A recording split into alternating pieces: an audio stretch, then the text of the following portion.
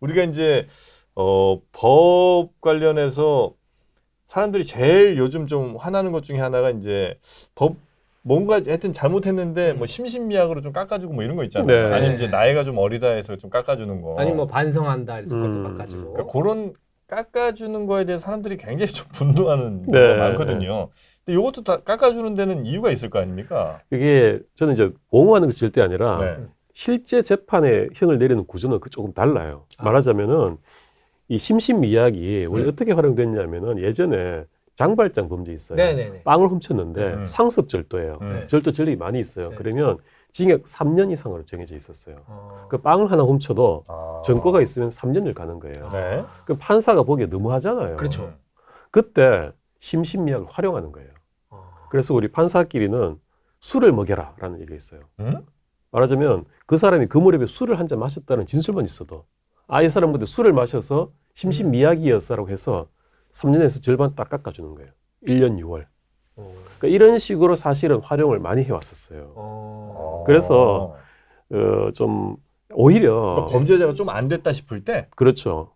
그 빵은 훔치고 3년 너무하잖아라고 할 때 심신미약 같은 걸 이렇게 이용해서 깎아주는 도구, 그래서 적정한 형을 만드는 도구로 써왔던 게 주로 그거였거든요. 근데 지금 약간 엉뚱하게 지금 악용돼서 예. 극악한 범죄자들이 자꾸 그걸 변호사들이 활용하고 그걸 활용하는구나. 그런 거 있죠. 그런 게 받아들여지는 게 일부 보도가 되면서 그게 이제 분노를 하시는 건데 그 점은 분명히 타당한 이유가 있고요. 그러니까 말하자면 판사들의 양형 구조는 오히려 사건을 전체를 딱 보잖아요. 네. 그러면 이거 징역 1년짜리, 이거 5년, 이거 10년, 이거는 집행유예 이렇게 일단 먼저 어느 정도 결론이 먼저 와요. 네. 분석적으로 하는 게 아니라 네. 온 다음에 그 형에 맞는 이론들을 갖다 붙이는 식으로 하는 경우가 좀 많이 있어요. 그러다 보니까 거기에 갖다 붙이는 게 심신미약, 반성, 합의 이런 것들인 경우가 많이 있는 거죠. 그러니까 어떤 그 관념적인 어떤 결론을 가지고 여기서 심신미약 이론, 반성 이론, 합의 이론을 가만히서 이렇게 해나가는 게 아니라 네. 경험적으로 딱 어떤 몇 년형을 딱 정해놓고 네. 뒤에 그런 것들을 붙이는 경우가 오히려 더 많이 있습니다. 그 변호사님 그 무기징역이라는 거 있잖아요. 무기징역이라는 거 우리가 그냥 흔히 생각할 때는 죽을 때까지 감옥에 있는 건데 실제로 보면 중간에 감형이 된다든지 가석방이 돼가지고 나오는 경우들이 많아요. 무기징역? 예, 예, 예. 뭐 어떤 사람은 뭐 제대로 뭐 그렇게 많이 산 것 같지도 않은데 그런 경우는 어떤 거예요? 무기만 15년 이상은 살아야 되지 않아요? 네, 그렇죠. 한 2, 3년은 살아야 됩니다, 요즘은. 네. 네. 근데 뭐 예를 들면 유기징역보다 무기징역이 빨리 나오게 되는 경우도 있지 않습니까? 네, 그럴 수 있죠. 네. 그러니까 말하자면 이제 되게 행형성적이라고 그러죠. 감옥에서 되게 이렇게 모범적으로 살았으면 말하자면 이제 형벌이 무조건 죄에 대한 어떤 대가를 치르게 하는 것만 의미가 있는 게 아니라 네. 교화라는 교화. 의미도 있거든요. 그래서 이 사람 좀 이제 반성했네, 새 사람 됐네, 라고 했을 때는 기회를 주자라는 취지에서 그렇게 만들어진 건데 좀 그것도 부작용이 좀 있죠. 네. 개인적으로는 어떻게 생각하시는지. 근데 우리나라에서 무기징역은 무조건 살아라고 한다면 가석방 없는 무기징역을 따로 만들어야 돼요. 근데 그거 없이 무기징역형만 두었을 때는 가석방을 전제로 하는 거거든요. 원칙적으로는. 네. 그래서 지금 사형을 사실 우리가 폐지했지 않습니까? 네네. 그러니까 사형을 실질적으로 폐지했으면 가석방 없는 무기징역을 만들어야 한다라는 얘기들이 많이 나오고 있는 지금 거죠. 없어요? 없습니다. 그러면 만약에 진짜 극악무도한 뭐 사람을 막 열 몇 명을 죽인 사람이 무기징역을 받았는데 그 사람이 나올 그 이 수감 생활을 잘하다 보면 나올 가능성이 있는 거네요. 좀 낮은 게요. 네. 제일 먼저 보는 것이 그 사람의 판결문이에요. 범죄 내용을 봤는데 너무 질이 안 좋아요. 네. 그러면 형행 성적이 좋아도 못 나오죠. 여러 재판들 보시면서 진짜 얘는 너무 많이 때리고 싶은데 이게 양형 기준으로는 몇 년이 안 돼. 이런 경우는 어떻게 합니까? 근데 판사는 양형 기준이 어떤 구속력이 있는 건 아니거든요. 그래서 실제로 그래요? 세게 때리죠. 네, 그런 경우는. 아, 때린다고. 그럼 그 법이 허용하는 범위 내에서 제일 세게 때릴 수도 있고. 그렇죠. 양형 기준이 실제로 뭐 5년에서 8년이라도 네. 그렇게 하시는군요. 그래서 가끔 이렇게 보면은 뭐 사이다 뭐 이런 판결도 있고 막 그러잖아요. 그러니까 그게 자체가 그런 경우거든요. 네. 여기서 이제 한 가지 그 판사들이 형이 좀 약해지는 네. 이유 중에 하나가 좀 그런 건 있습니다. 구치소 시찰 같은 걸 가끔 가거든요. 네. 가서 보면 여기가 이제 한 2평짜리 방에 10명 이렇게 엇갈려서 자요. 그리고 제일 좋은 자리는 이렇게 가로로 이렇게 두 사람 자는 자리가 있습니다. 아. 이런 식으로 생활하고 네네네. 옆에는 이렇게 한 어깨 높이 오는 칸막이에서 이제 용변 보고 거기서 이렇게 뭐 해결하고 이제 그걸 보다 보면은 이게 사람 사는 데가 아니구나 라는 걸 느껴요. 그러다 보니까 이게 사실 거기서 하루만 지내도 이거는 못 견디는 거거든요. 보통 사람은. 그러다 보니까 징역이라는 게 1년 이내 쉽게 말을 할 수 있지만 실제로 이제 그걸 보고 나면 이게 너무한 거예요. 여기서 1년 사는 게 지금 얼마나 괴로운 거인지를 간접적으로 보니까 네. 조금 다르게 느낄 수 있어요. 그래서 그 건물들이 제일 무서워하는 게 구속 아닙니까? 그렇습니다. 네, 이게 아무리 돈 많고 아무리 권력을 가진 사람도 구속이냐 불구속이냐 집행유예냐 아니냐 이거 굉장히 중요해요. 그러니까 소환만 당해도 네. 뛰어내리기도 하잖아요. 근데 또 이제 그 사람들이 가야 될 그곳을 보면 너무 좀 안 됐다 싶기도 한데 또 그 사람 때문에 범죄 피해를 입은 사람들 생각하면 또 이 그렇지. 사람들을 또 가만히 둘 수는 없고 뭐 이런 이제 고민이 분명히 좀 있으실 것 같아요. 내가 네. 한마디 하는 거에 따라서 이 사람은 3년을 살 수도 있고 아니면 뭐 집행유예로 이제 풀려날 수도 있고 뭐 이런 상황이 있을 거 아니에요. 네. 나의 한마디 한마디가 정말 큰 무게감 같은 게 우리 판사님은 초반엔 느껴지다가 나중에 한 몇 년 하고 나면 그것도 좀 없어지고 그러실려나? 어떻게 아시죠? 그러니까 초반엔 내가 이 사람 하나 집어넣으면 이 사람이 이런 곳에서 하루하루를 사는 게 너무 고민되다가 이제 몇 년 지나고 나면 그래 6년 땡 가! 이렇게 이제 가는 거니까. 뭐 사실 좀 과장해서 네. 말씀을 네. 재밌게 하신 건데 사실은 무뎌지는 것도 있죠, 솔직히. 예. 그래. 그리고 판사들이 양형이 약해진 이유 중에 또 하나는 들면 네. 우리가 이렇게 길 가다가 어떤 뭐 사람이 폭행장면을 봤다. 네. 뭐 그런 뭐 누가 친구가 맞고 왔다 그러면 음. 아니 이런 나쁜 네. 자식이 있어라고 할 거지 않습니까? 네. 굉장히 분노하시겠죠. 네. 근데 판사들은 매일 몇십 건씩 그런 사건을 봐요. 그러니까 둔감해지는구나. 네. 상대적으로. 그러고 그냥 또 사실 둔감해져야 하는 게 판사의 역할인 거고요. 일일이 감정적으로 판결을 할 수도 없고 해서도 안 되는 거니까요. 그러면 이제 법정에 선 사람이 정말로 이렇게 막 사실은 그 사람이 진짜 반성하는지는 봐서 모르잖아요. 모르죠. 근데 그냥 반성합니다, 죄송합니다 이제 이런 얘기 계속 할 거 아니에요. 어쨌든 덜 받으려고. 네. 그런 거 할 때도 얘가 진짠가 아니면 그냥 말로만 저렇게 하나 이걸 보세 이게 어떻게든 알려고 하세요? 아니면 어쨌든 반성문 50장 냈으니까 오케이 얘는 반성 이렇게 이제 갑니까? 후자 쪽인데요. 왜냐하면 이 사람이 솔직히 내면에서 진실되게 반성하는지는 모르죠. 그렇죠. 모르죠. 근데 그 말이라도 안 하는 사람 어떻습니까? 그거라도 안 하는 친구가 있으면 형을 차이를 둬야 되잖아요. 네. 얘는 반성조차 그런 표현조차 안 하는 애니까 얘보다는 얘를 낫게 해줘야 되잖아요. 그러니까 그런 정도지 뭐 크게 확연하게 차이가 나는. 의미를 막 두고 정말 반성 하나하나 이렇게 막 제대로 이렇게 뭐랄까 파악을 하고 뭐 이렇게 하는 건 아닙니다. 네, 얼마 전에 뭐 기사 봤더니 어떤 고등학생이 범죄를 저질렀는데 그 이제 그 소년범이라 그러잖아요. 네. 그래 했는데 이제 그 걔가 이제 뭐 예를 들면 거기는 단기 장기 뭐 그런 게 있더만요. 네. 단기로 뭐 2년, 장기로 5년 이렇게 줬는데 이 친구가 막 법정에서 막 펑펑 울고 막 사죄하고 막 용서를 구했다는 거예요. 근데 나중에 이제 뭐 어디 친구한테 뭐 보내는 뭔가 SNS인가 거기에 뭐 또 우는 척 좀 쇼했더니 깎아주더라. 뭐 이런 것들이 나와가지고 2심에서인가 뭐 어디서 재판사가 그걸 보고서 너무 열받아가지고 최고 장기로 때려버렸다고 그 기사를 봤어요. 네. 그런 경우들도 있구나. 네. 확실히 저 법정에서 자하고 그다음에 밖에서도 말 조심 좀 해야 되겠네요. 조영진 씨한테는 정말 꿀팁이에요. 얼마 전에 그 조두순 네. 그 왜 찾아가고 이렇게 둔기로 뭐 내려졌다 네. 이런 사람들 있잖아요. 네. 이런 사람이 법정에 서면 어떻게 보면 뭐 어쨌든 뭐 그래도 나름 사회정의를 좀 하려고 했던 뭐 잘못된 방법이지만 네. 그렇게 했기 때문에 좀 뭐라 그러나 정상 참작을 좀 해줄 수 있을 것 같기도 하고 아니면 이게 결국은 이제 우리 사회의 어떤 그 법 테두리 같은 거를 좀 무너뜨리는 일일 수 있으니까 좀 강하게 처벌할 수 있을 것 같기도 한데 이런 경우는 어떻게 됩니까? 훨씬 더 엄중하게 하죠.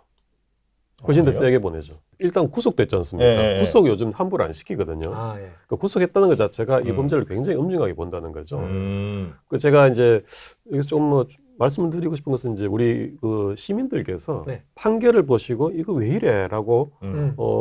좀 분노하실 수도 있는 부분들도 있는데 네. 그 근원적으로 이 법이 추구하는 게 정의만은 아니라는 거예요. 정의 말고 다른 가치가 한 절반 혹은 그 이상 있는 겁니다. 중요한 가치가. 그게 바로 질서라는 거죠. 질서. 네. 어떻게 보면 음. 그 개별 사건에서 정의를 추구하고 옳은 결론을 내는 것보다 전체의 질서를 유지하는 데 법에 더 큰 목적이 있고 실제로 그렇게 운영이 되고 있는 거예요. 제가 찬성한다는 게 아니라 아, 예, 실제로 예. 법에 그 가면을 벗게 하는 법 모습이 사실은 그렇다는 겁니다. 네, 네.